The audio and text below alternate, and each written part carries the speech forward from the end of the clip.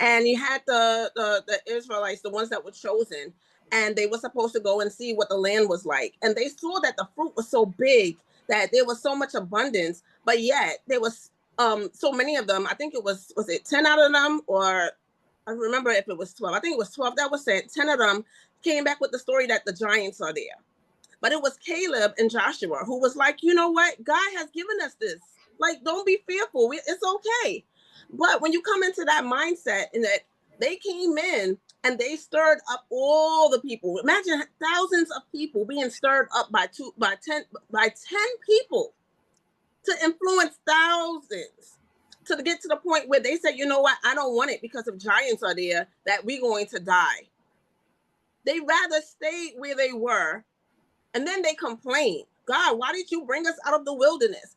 Why did you bring us into the wilderness and away from Egypt? We could have just stayed in Egypt. Now we're going to die in the wilderness? Or because they didn't understand. And so because of that point of not understanding, they took it to a point of fear, where fear came in. And now it's like, okay, well, I'm going to be disobedient. I don't want to go where God is sending me. Mm-hmm. So it's like the same thing. You're coming into, because that's what it was. It was a tactic of the enemy to say, okay, there's giants here. You don't really want to go where the giants are. And they all came in agreement with it, which means they all were in disobedience.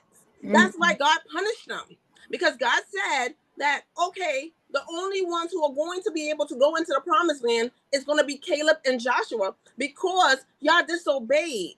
Y'all didn't want to follow what I had told you to do. So now, because of y'all disobedience, y'all didn't want to go. Now I'm going to wait until the generations of the adults. It's going to be the kids too, because the kids were able to go too. But the generations of the adults, they were not able to enter in.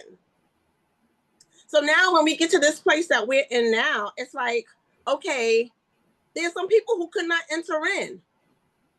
That's why God is dealing with us now, once again, with generations and the mindsets of the generations, because we keep going back into our old history lesson, and we keep repeating the same thing that the older generations did.